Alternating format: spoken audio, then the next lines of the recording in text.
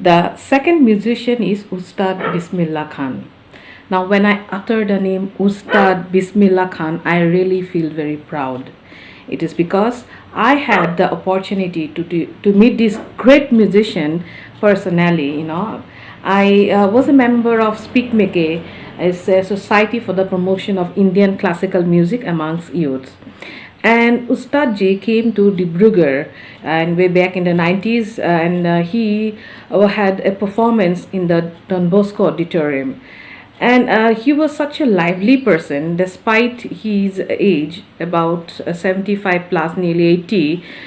He was full of energy and life, and the way he mesmerized the entire audience with his performance was really amazing. And he was accompanied by his son, who was a tablaist.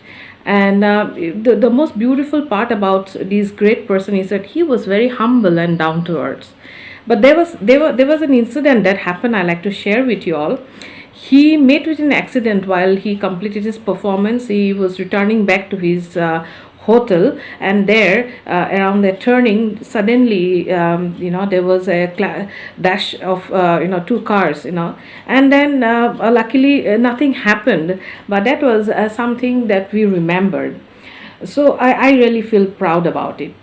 Now, Ustad Bismillah Khan is not only to be, talked about as being a musician alone, but this man had gone beyond music. How?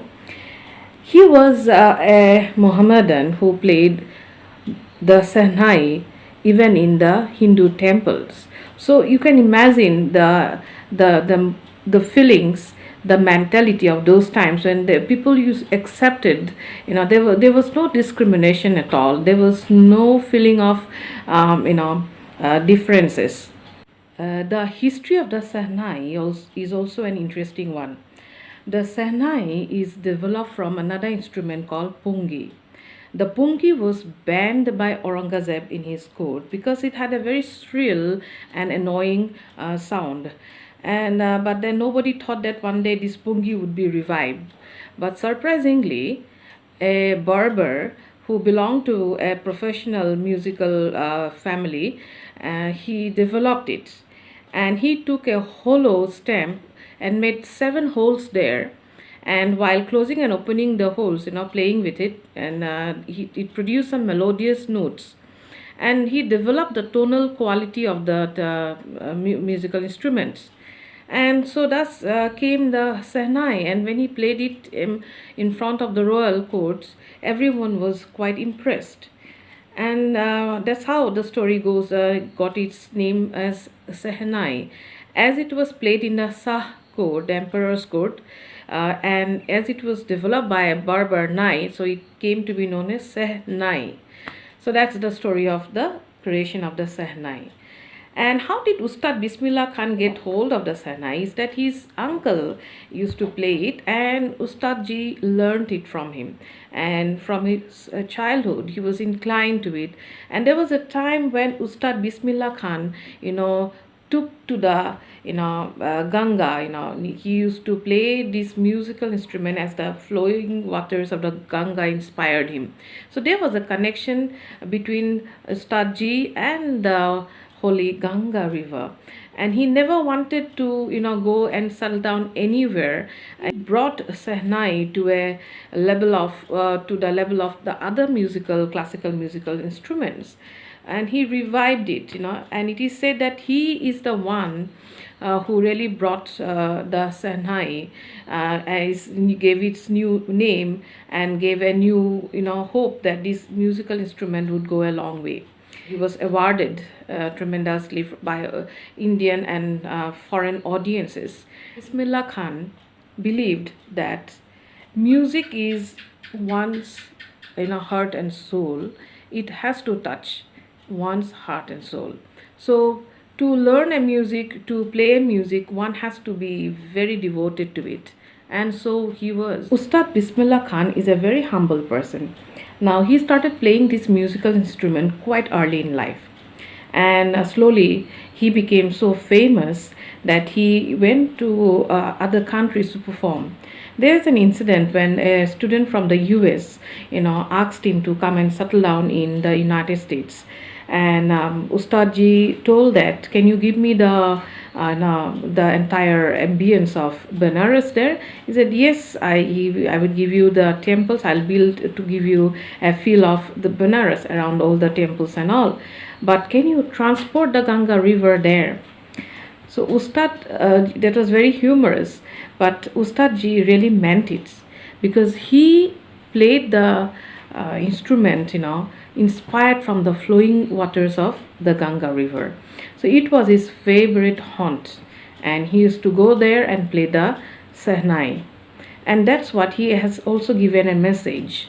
Here you'll find that there is a message in the story about in the lesson at the end, that teach music to your children.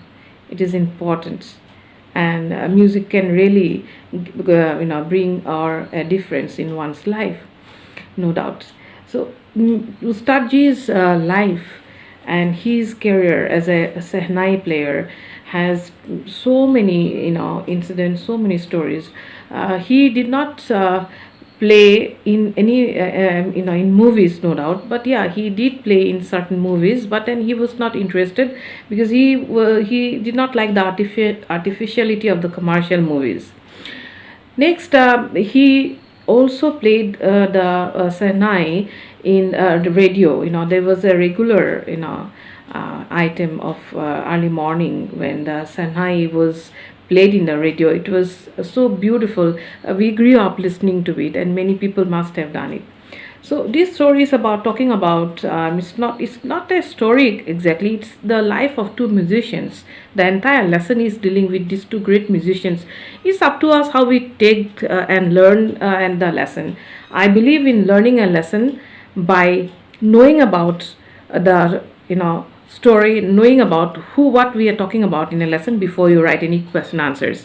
So you can always go back to the lesson, read everything, get to know about the year, when Bismillah Khan, when he played the Sehnai at the Independence Day, the first Independence Day, when India got independence from the British rule in 1947. He was the first person to play the Sehnai from the Red Fort.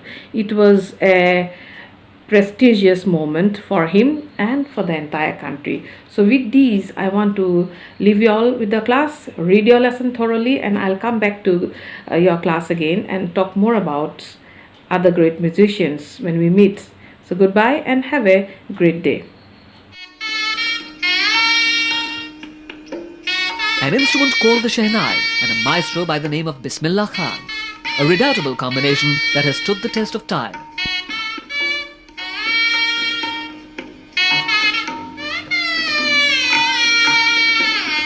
This week in the capital, it was a young audience that listened to a recital which showed that age had dimmed neither Bismillah Khan's spirit nor the richness and mellifluity of his art.